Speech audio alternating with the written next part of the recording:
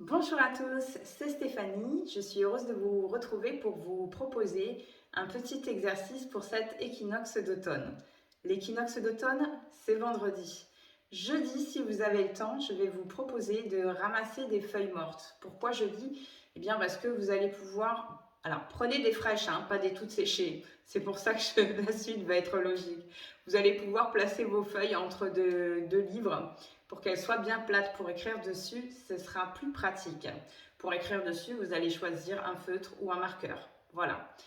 N'hésitez pas aussi, si vous en avez envie et la possibilité, à choisir différentes couleurs, des jaunes, des oranges, des rouges et des vertes. Pour ceux qui le souhaitent, comme ça, vous pouvez même travailler en fonction de ce que vous voulez lâcher par chakra. Voilà, des peurs, des mémoires cristallisées qui correspondent à chacun de ces chakras. Et sinon, de toute façon, si vous ne connaissez pas les chakras, peu importe. Votre intuition va faire le job par rapport à ce que vous voulez lâcher. Vous allez prendre intuitivement la couleur qui sera le mieux pour le mot, pour l'émotion, etc.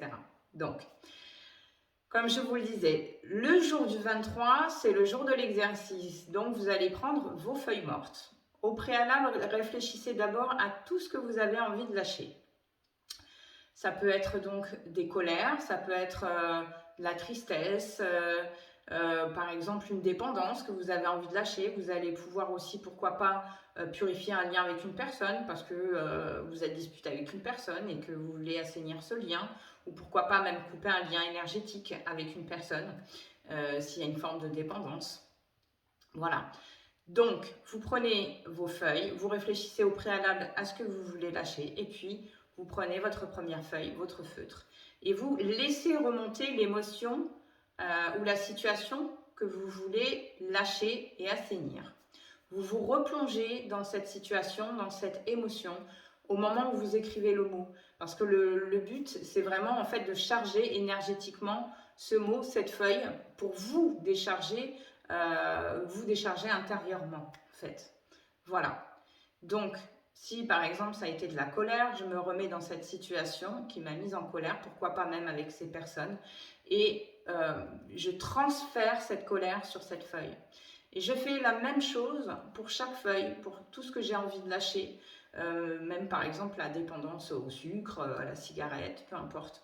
Mais j'y mets vraiment une intention de cœur, une réelle intention de vouloir lâcher ces choses, en plus de faire remonter l'émotion.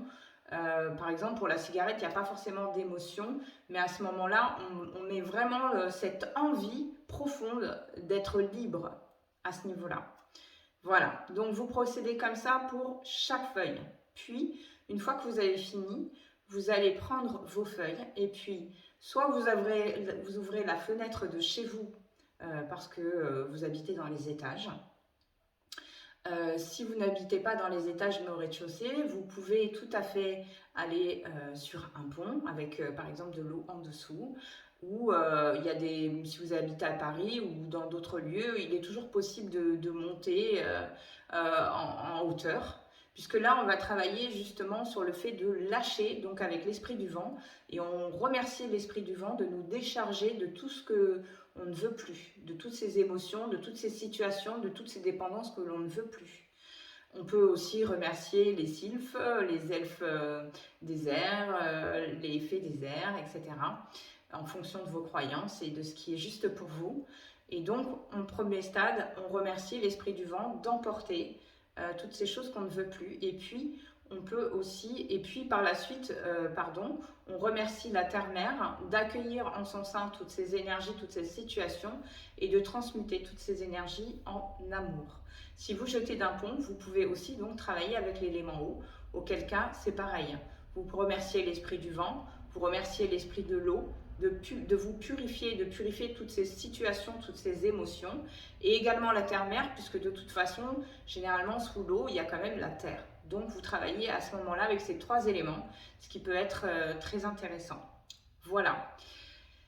Après, en plus de ça, on va travailler vraiment sur l'histoire du cycle, l'histoire du temps, parce que pour toute guérison, pour tout changement, ça se fait dans le temps. Donc là, en fait, la feuille va se dégrader naturellement On va vraiment donc travailler avec la saison, avec la terre-mère, avec un rythme approprié pour lâcher, pour guérir, etc. Voilà.